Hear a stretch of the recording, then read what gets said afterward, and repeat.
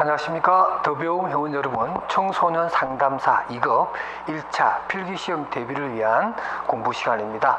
오늘은 첫 번째 과목인 청소년 상담의 이론과 실제에서 세 번째 시간입니다. 교재 위치는 14페이지가 되겠습니다. 14페이지 상단에 보면 우리가 지난 시간에 상담의 기법에 관한 교요 부분, 개략적인 내용을 설명을 해드렸고, 또 비스텍이라고 하는 학자가 언급한 상담의 원리 7가지도 제가 설명을 해드렸습니다. 지난 시간 공부한 거 한 번 더 리마인드 해주시기 바랍니다. 이어서 오늘은 그러한 상담 기법의 개별적인 기법들이 어떤 것들이 있고, 또 그러한 구체적인 내용은 뭔가 하는 것들을 학습하도록 하겠습니다. 14페이지 가운데 조금 위에 반가로 2번 상담 기법입니다. 상담 장면에서 활용될 수 있는 기법은 우리가 일반적으로 초기 상담 기법이 있고, 또 우리가 또 상담 말기 때 종결 단계에서 보여줘야 되는 그러한 상담 기법이 있습니다만은, 시험과 관련해서는 꼭 초기 기법이다 말기 기법이다 구분 없이 일반적으로 우리가 중요하다고 생각되는 기법들은 다 두서없이 출제가 되기 때문에 빠짐없이 살펴보는 게 좋겠습니다. 먼저 우리가 배워야 될 상담 기법은 라포라고 하는 겁니다. 자, 우리가 상담하시는 분들은 누구나 다 처음으로 들어보는 단어가 바로 이 라포라고 하는 거죠. 굳이 우리식으로 해석을 하면 신뢰관계, 치료 동맹, 친밀 교감, 이렇게 저는 이것도 참 좋다고 생각해요. 친밀 교감이라는 말 참 좋아하는데, 어떤 신뢰를 바탕으로 해서 서로 간에 친밀함을 교감하는 그러한 상태를 라포라고 하고, 이러한 라포가 상담에 있어서 성공적으로 이끌어갈 수 있는, 촉진시킬 수 있는 중요한 요소다, 저는 이렇게 생각을 합니다. 그래서 그 책에 나와 있는 것처럼 라포 형성은 상담자가 내담자로 하여금 적극적인 방향으로서 성장할 수 있도록 돕고, 내담자 자신이 있는 그 자원을 충분히 이용해서 의미 있는 생활을 영위할 수 있도록 도와주는 이러한 것이 라포인데, 이러한 것이 상담이라고 한다면, 그러한 상담을 좀 더 촉진적으로 잘할 수 있기 위해서는 내담자와 상담자 간의 신뢰관계, 믿음이 필요하고, 바로 그러한 것을 우리는 라포라고 한다, 이렇게 볼 수가 있습니다. 그래서 이러한 라포라고 하는 것에 대해서 내용은 한번 여러분들 교재에 있는 내용 읽어보시고요. 그 가운데 좀 아랫단에 보시게 되면 이런 말이 나옵니다. 그 라포 형성이라고 하는 그 내용 단락 끝에 보면은 상담자와 내담자의 이러한 신뢰관계를 우리는 라포라고 하고, 이러한 라포에 대해서 우리가 좀 알아둬야 될 특성이 있는데, 이것도 매우 중요하니까 알아두시기 바랍니다. 제가 언급한 내용을 보게 되면 첫 번째가 뭐냐면, 라포라고 하는 것은 정의적이다라고 해서 정의적이다. 라포의 첫 번째 특징은 정의적입니다. 정의적이라는 방주에서 이 정자가 우리가 자스틱이라고 하는 그런 정의로움을 얘기하는 것이 아니라 바로 정정자죠. 그래서 어떤 사람과 사람 간의 정 내지는 정서적인 그러한 내용을 담고 있는 것이 라포의 특징이다. 그 다음 두 번째가 강렬함입니다. 어떤 진실성을 바탕으로 해서 서로가 개방적인 태도를 보여줌으로 해서 내담자에게 상담자에게 어떤 믿음을 보여주고, 또는 상담자가 내담자로부터 솔직함을 받게 되는 그런 강렬함이 있고요. 그 다음에 성장과 변화라고 하는 그러한 목적을 가지고 있는 것이 바로 이 라포의 특징입니다. 비밀성이고요. 그 다음에 지원해 줍니다. 아무리 라포가 잘 성립됐다 하더라도 라포라고 하는 것이 어느 정도 현실적으로 기법으로서 작동을 하려면 바로 지원이라고 하는 것이 필요하다는 거죠. 스포트라고 하는 것이 필요하다는 거죠. 좋은 말만 해서 될 일이 아니고, 좋은 말에 따른, 믿음에 따른 어떤 뭔가 보여주는, 예를 들어 정보라든가 아니면 문제 해결에 대한 키워드가 되는 여러 가지 어떤 정보 또는 하나의 방법을 같이 있어야 된다. 그래서 라포의 특징 중에는 이러한 지원이라고 하는 것도 함께 포함된다, 알아두시기 바랍니다. 그 다음에 진실성 또는 정직성이 라포의 특징이라고 할 수가 있습니다. 이렇게 6가지가 바로 상담의 기법으로서 가장 중요한 라포의 특징이다. 꼭 알아두시기 바랍니다. 그 다음에 이제 공감이라고 하는 건데, 심파시라고 하는 건데요. 우리 라포에 이어서 우리가 또 공감이라고 하는 걸 한번 봅시다. 공감. 또 역시 상담을 하시는 분들은 늘 쓰는 말 중에 하나가 수용, 공감, 허용, 개방적 이런 말을 쓰는데, 그 중에서도 바로 이 공감이라고 하는 단어가 굉장히 중요합니다. 자, 공감에 대해서는 우리가 교재에 있는 내용을 한번 읽으면서 부연 설명을 해드리겠습니다. 공감적 이해 또는 공감이라고 하는 것은 내담자가 전달하려는 내용에서 한 걸음 더 나아가서, 그러니까 수용 단계에서 좀 더 나아가서 공감을 하면서 그 내면적 감정에 대해서 반응을 하는 것이다. 다시 말해 내면적 감정, 내담자의 내면적 감정까지 읽어내는, 그래서 내담자의 어떤 그 감정의 수준까지 같이 동참하는, 그야말로 이심, 전심, 또 뭐죠? 우리가 뭐 염하미소 뭐 이러한 수준의 감정적 교류를 우리는 공감이라고 하고, 또 이러한 공감적 이해라고 하는 것은 상담자가 내담자의 입장이 되어서 그 주관적 세계를 이해하는 것을 의미한다. 그러니까 역지사지해서 내담자의 입장에서도 내담자가 지금 이제 갖고 있는 그러한 감정 부분을 서로가 공유하는 것을 우리가 공감이라고 한다. 이렇게 정리해 주시면 좋겠습니다. 그 다음에 반응입니다.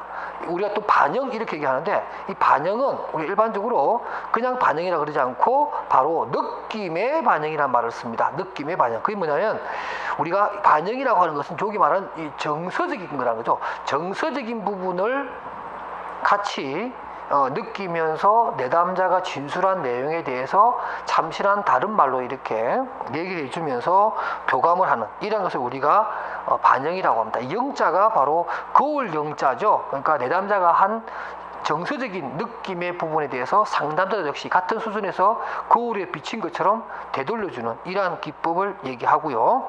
이러한 반영은 단순한 언어적인 것을 떠나서 이러면 어떤 내담자 얘기를 들어주는 상담자의 자세라든가 몸짓이라든가 또는 눈빛, 이러한 것들이 다 포함을 해서 반영의 기법으로 보여줄 수가 있습니다. 특히 우리가 면대면 상담을 중요시하는 이유는 우리가 뭐 어떤 매체를 통해서 예를 들면 뭐 이메일이라든가 전화 상담도 매우 중요한 상담이고 또 많이 활용되고 있지만, 그래도 면대면 상담을 더 중시하는 이유는 바로 상담에 있어서 들려주는 언어뿐만 아니라 그 언어를 얘기할 때, 진술할 때 그 사람의 태도 또는 눈빛, 또 몸짓, 뭐 이런 것들도 다 중요한 정보원이 되겠죠. 그래서 우리가 면대면 상담을 중요시하는 거고, 또 이러한 반영이 바로 그러한 면대면 상담에서 중요한 기법이다, 이렇게 얘기할 수가 있습니다. 그러나 이러한 반영도 그 15페이지 아랫단에 있지만 역시 문제점이 있습니다. 왜냐하면 반영이라고 하는 것은 어떤 추임새 같은 거거든요. 그래서 적절한 시기에 적절한 수준에서 반영하는 것이 문제가 되겠고, 또 지나치게 상투적인 문구이거나 이런 것들을 자꾸만 사용하게 되면 내담자가 식상을 해서 오히려 내담자가 상담에 있어서 자기 진술을 하는데 방해를 받을 수가 있기 때문에 가능하면 좀 참신한 단어라든가 참신한 태도로서 상담자가 내담자에게 더욱더 자기 속에 있는 얘기를 잘할 수 있도록 도와주는 이러한 기법이 필요하겠죠. 그 다음에 수용입니다. 수용.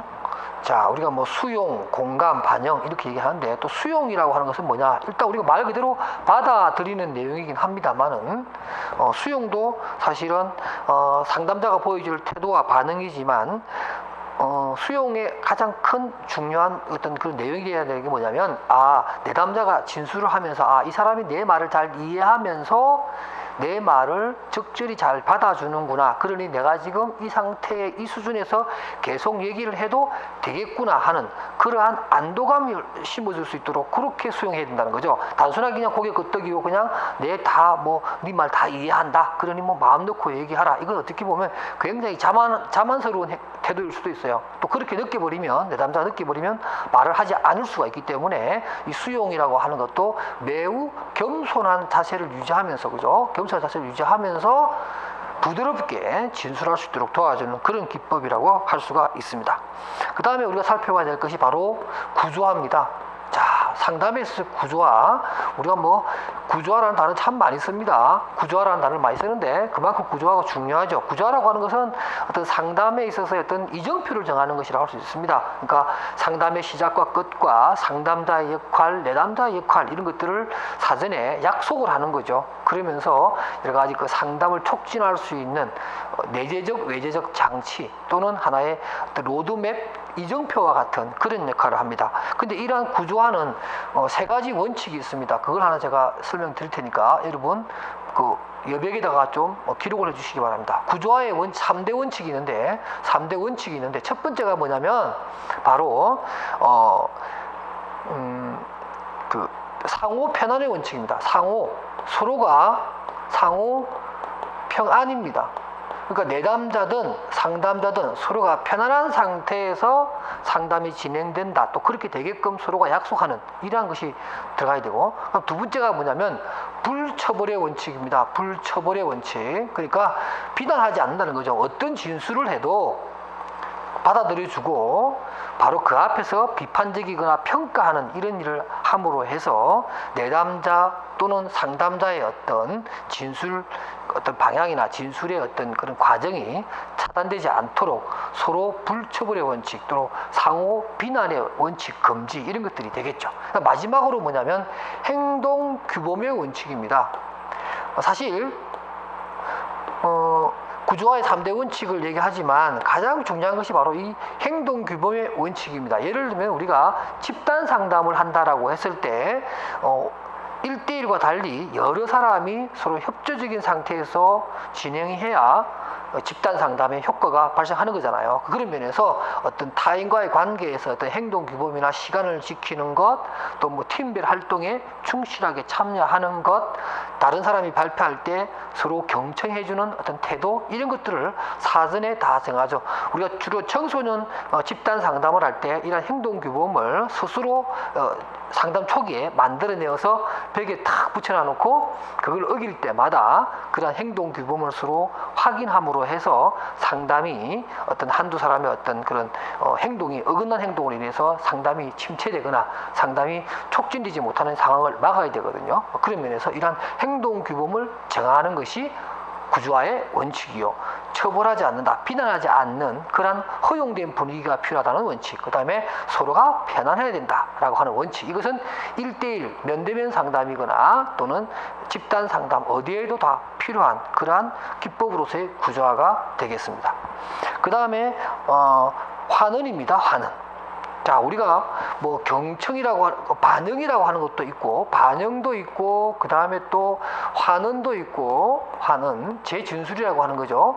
그 다음에 또 해석이라고 하는 그런 기법들이 있는데 약간씩 차이가 납니다. 그거에 대해서 좀 설명을 하면 여러분들 16페이지 제일 밑에 보세요.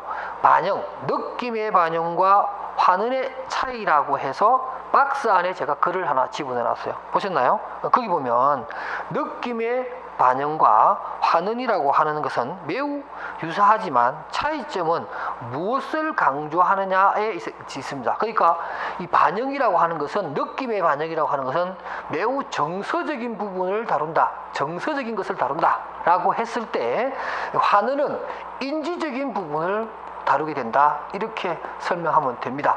뭐 이게 어떤 차이점이냐 하는 부분에 대해서 뭐 제가 설명하기 좀 그렇지만 물론 좀 시간이 길어지니까 일단 여러분들 머릿속에 반영은 정서적인 내담자의 어떤 감정적인 부분을 비슷한 수준으로 돌려주는 것이고, 하는 데 있어서는 인지적인 거죠. 그러니까 내담자가 생각하는 원인이라든가 뭐 분석한 결과라든가 이런 것들이죠. 어떤 객관적인 사실이라든가 이런 것들에 대해서 확인시켜주는 그러한 단어를 사용하는 그러한 상황을 우리는 환원이라고 합니다. 그래서 그 환원에 대해서 이런 겁니다. 재진술이라고 해놓고 교재에 보면 환원이란 상담자가 내담자의 얘기를 듣고 나서 상담자가 자신의 표현 양식으로 바꾸어 말해주는 것을 말하며, 이러한 환원은 상담 과정에서 여러 가지 효과를 보게 되는데 그 내용이 매우 인지적인 내용을 담고 있다, 이렇게 알아두셨으면 좋겠습니다. 그 다음에 17페이지로 넘어가서 경청을 설명하겠습니다. 우리가 상담에 있어서 그죠, 물론 뭐 언어로서 인간의 문제를 풀어가는 그런 활동이지만 일단 그렇게 하려면 경청, 잘 들어야겠죠. 바로 경청은 말 그대로 잘 들어주는 겁니다. 그러므로 해서 내담자의 진술 내용을 자꾸만 들어줌으로 해서 내담자는 좀 더 그 얘기를 좀 더 깊이 있는 속 깊은 얘기를 하겠죠. 그래서 그 깊은 얘기를 하는과 동시에 스스로 그 문제를 어떤 해결책을 찾을 수 있는, 또 탐색할 수 있는 그런 기회를 주는 그런 기법이라고 할 수가 있겠습니다. 그래서 이런 효과적인 경청을 하기 위해서는 가능하면 자연스럽고 매우 개방적이면서 충분히 자기 얘기를 할 수 있도록 하는 분위기를 만들어줄 필요가 있겠고, 아이 컨택, 눈빛을 마주친다든가 고개를 끄덕거려주는 이러한 몸짓도 중요하겠고요. 무엇보다도 경청하는 가운데 새로운 문제를 제기하는 것은 매우 부적절합니다. 왜냐하면 문제가 자꾸만 이렇게 확산되고 그렇게 되면 집중화된 얘기를 못하게 되죠. 그래서 새로운 문제를 제시하기보다는 내담자가 현재 진술하고 있는 내용에 대해서 좀 더 깊은 얘기를 할 수 있도록 경청의 자체를 갖는 것이 중요하다. 그렇게 생각하고요. 그 다음에 마지막에 또 명료화가 나오네요. 명료화라고 하는 것은 말 그대로 명료화입니다. 그러니까 내담자가 진술하는 내용에 대해서 상담자가 질문 행칙을 취한다든가 아니면 내담자가 진술한 내용에 대해서 전에 앞에서 얘기했던 내용과 어떤 모순점이라든가 차이점이 있다면 그 부분을 확인해 가면서 진술 내용에 대한 명확한 뜻을 확인해가는 그러한 절차를 말하겠고요. 다음 직면입니다. 별표 한번 해주시겠어요? 직면. 야, 정말 직면이라고 하는 단어 기법은 정말 많이 쓰입니다. 그래서 직면 잘 지워지지 않나요? 자, 여러분들 직면 자 여기는 쓸게요. 직면 단어 이거. 자, 교재에 있는 내용 그대로 보면 직면이란 문제를 있는 그대로 확인시켜주어 내담자가 문제와 맞닥뜨려서 도전케 하는 겁니다. 자신의 문제에 대해서 회피하는 것이 아니라 그 문제와 딱 맞닥뜨려서 자기의 문제니까 우리가 비스텍이 말한 자기결정의 원리, 그 문제에 대한 최종적인 의사결정은 본인이 해야 되기 때문에 본인 스스로가 자신의 문제를 회피하면 안 되겠죠. 그래서 자신의 문제를 정확하게 인식을 하고 그 문제를 해결할 수 있도록 도전케 하는 그러한 지지해주고 도와주는 그러한 기법을 우리는 직면이라고 한다. 근데 이러한 직면은 17페이지 제일 아랫단에 나와 있는 것처럼 확고한 신뢰관계, 자 여기 라포죠. 이러한 라포가 형성돼 있는 상태, 그 상태 이후에 진행하는 것이 좋겠다. 직면을 너무 심하게 얘기하게 되면 상담자의 어떤 저항이나 이런 부분을 불러일으킬 수 있기 때문에 충분한 라포가 된 상태에서 하는 것이 좋겠다. 이런 말씀을 드립니다. 그 다음에 18페이지의 해석입니다. 자, 해석은 굉장히 여러 가지로 이해가 되고 또 설명이 됩니다만은 한 가지만 딱 기억하십시오. 해석이란 그 18페이지 세 번째 줄에 나와 있는 것처럼 해석은 내담자가 새로운 방식 또는 새로운 대안을 제시하고 새로운 방식으로 새로운 방향으로 자신의 문제를 바라볼 수 있게끔 하는 거죠. 하나의 측면만 계속 보면 안 풀리는 문제가 조금 벗어나서 또 제3자의 입장에서 다른 각도에서 새로운 시각으로 보게 되면 의외로 쉬운 문제들이 있을 수 있겠죠. 그래서 바로 이러한 어떤 시각의 어떤 시각 교정이라고보다는 하여튼 바라보는 관점을 달리한다거나 새로운 대안을 제시해서 문제를 풀어나갈 수 있도록 도와주는 것이 바로 해석이다. 이렇게 보시면 되겠습니다. 그 해석에 대한 제시 형태가 있습니다. 가운데 보면 질문 형식으로 하는 방법이 있고 반복적으로, 그러니까 내담자가 해석에 대한 부분을 잘 이해 못하거나 확신이 서지 않을 때 그러한 확신이 설 수 있도록 반복해서 제시하는 방법. 그 다음에 잠정적인 표현도 씁니다. 그러니까 단정적으로 얘기하는 것이 아니라 이렇게 하는 것도 좋은 방법인데 이 부분에 대해서 한번 생각해 보는 것도 좋을 것 같다. 혹시라도 다른 방법이 없다면 이 방법도 하나의 방법으로 생각은 해보자 라고 하면서 조금씩 내담자가 그러한 해석적 방법으로서 제시된 대안을 받아들일 수 있도록 하는 방법도 좋겠고요. 그리고 점진적으로 진행하는 것도 좋을 것 같다. 이런 얘기입니다. 그 다음에 상담자의 자기 개방, 자기 노출도 매우 중요한 것이고요. 잘 아는 내용이니까 넘어갈게요. 그 다음에 무엇보다도 중요한 것이 바로 19페이지 나오는 질문입니다. 자, 질문에 있어서 우리가 상담이라고 하는 것은 주고받으면서 이루어지는 것이기 때문에 아무래도 질문이라고 하는 것이 많을 텐데 개방적 질문과 폐쇄적 질문으로 우리가 나눕니다. 그래서 일반적으로 상담을 할 때 개방적 질문을 사용하라고 합니다. 왜냐하면 개방적 질문은 그 19페이지 책에 나와 있는 것처럼 질문의 범위가 포괄적이고 내담자에게 모든 반응을 열어놓고 있기 때문에 많은 정보를 얻을 수 있을 뿐만 아니라 내담자로 하여금 좀 넓은 시각을 가지고 폭넓게 얘기할 수 있도록 얘기하고 진술하도록 유도하는 그런 장점이 있고요.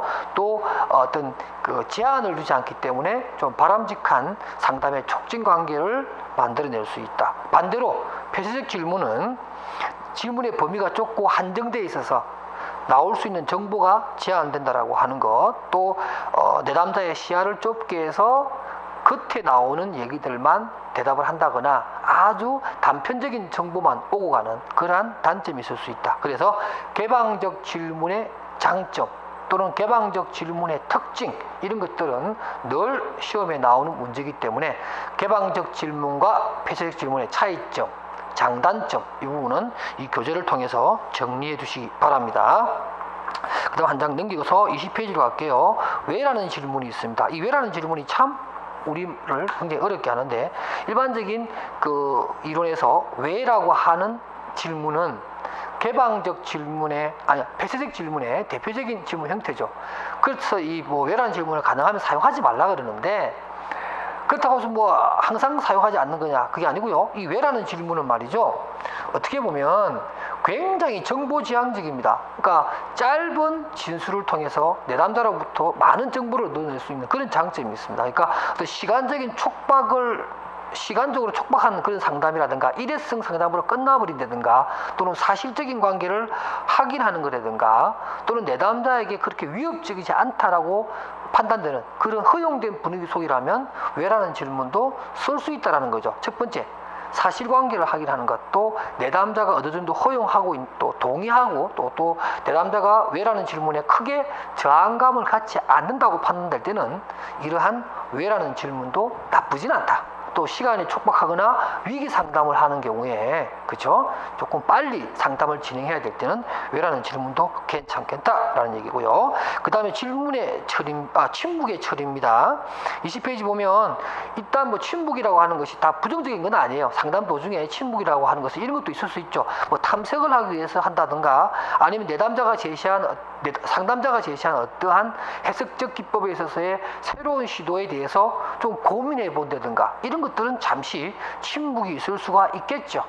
그러한 침묵은 우리가 매우 생산적인 침묵이고 유익한 필요 조건으로서의 침묵으로 볼 수가 있습니다. 그런 게 우리가 어느 정도 기다려줄 필요가 있는데, 문제는 뭐냐면 내담자가 상담자에 대한 뭐 전문성을 의심한다든가, 또는 상담 그 자체에 대한 저항적인 측면에서 침묵하고 그게 길어진다면 문제가 생길 수가 있겠죠. 이럴 때는 우리가 여기서 언급했던 재구조화를 통해서 그러한 침묵의 원인, 저항의 원인, 또는 상담자의 전문성을 의심하는 원인, 이런 것들을 한 번 더 살펴보고, 혹시라도 상담자의 역할과 내담자의 역할에 대해서 오해가 있는 것은 아닌지, 이런 것들을 되짚어 보는 것이 바로 침묵을 해소하는 좋은 방법이 되겠습니다. 그 다음에 상담에 이제 뭐 1회기 끝나든 전체적인 상담이 다 끝나든 요약을 하는 것이 굉장히 중요하고요. 이 요약이라고 하는 것은 바로 어떤 상담의 어떤 내용에 대해서 서로 확인하는 것이 되고, 만약에 중간에 하는 요약이라면 그 다음 분에 이어질 또 상담의 어떤 자연스러운 연결을 도와주는 그러한 기법이기 때문에 요약이라고 하는 것이 굉장히 중요하고요. 요약이란 대부분 상담의 끝에 하지만 중간중간에 조금씩 회기를 마감하는 회기당 필요한 요약을 할 수도 있습니다. 그래서 이러한 요약의 목적이 21페이지 위에서 5번째 줄에 나오는데, 요약의 목적은 내담자가 한 말에 전체적인 면을 상담자가 올바르게 지각하고 있는지를 검토해 볼 수가 있습니다. 그래서 내담자하고 얘기하면서 오늘 우리가 이런 얘기를 했고, 우리 청소년 내담자는 이런 얘기를 했는데 그 부분에 대해서 서로 확인받으면서 또 다음 상담을 준비할 수도 있겠죠. 그죠? 그리고 또 한 번 더 이렇게 리마인드 시킴으로 해서 미처 우리가 탐색하는데 놓쳤던 이런 것들도 재반복해서 찾을 수 있는 그런 계기가 되기도 하고요. 일반적으로 요약의 과정에 보면 상담자가 할 수도 있고 내담자가 할 수도 있습니다. 뭐 상담자가 오늘 우리가 이런 얘기를 했고 다음번에는 이런 얘기를 하려고 한다, 또는 이러한 것에 대해서 우리 내담자분은 이렇게 얘기를 했는데 맞느냐 어떠냐, 이렇게 하기도 할 수 있겠고, 거꾸로 내담자에 대해 물어보고 오늘 우리가 상담한 것들에 대해서 어떤 것인지 기억나느냐, 또 어떤 부분이 가장 인상적이냐, 이렇게 물어보면서 내담자 스스로가 그 상담에 대해서 요약을 주체적으로 해나가는 이런 방법도 가능하다 이런 얘기를 할 수가 있겠죠. 그래서 오늘 우리가 배운 내용들은 상담의 기법에서 라포부터 시작해서 요약까지 뭐 공감이라든가 해석이라든가 수용이라든가 구조화라든가 반영, 뭐 공감, 경청 이런 것들을 학습을 했는데요. 하나하나 다 중요한 내용들이고 늘 시험에 나오는 그런 내용들이니까 빠짐없이 잘 공부하시기 바랍니다. 자, 이래서 세 번째 시간을 끝내고요. 이제 다음 시간에는 또 청소년 상담의 이론과 실제에서 가장 핵심이 되는 개별적인 상담 이론, 그러니까 뭐 프로이트를 대표로 하는 정신 분석 또는 정신 역동적 상담 이론부터 시작해서 교류 분석, REBT, 또 게슈탈트, 뭐 행동주의 이런 상담 이론들을 하나하나 낱낱이 살펴보는 시간을 다음 시간부터 하도록 하겠습니다. 여러분 수고하셨고요. 다음 시간에 뵙도록 하겠습니다. 안녕히 계십시오.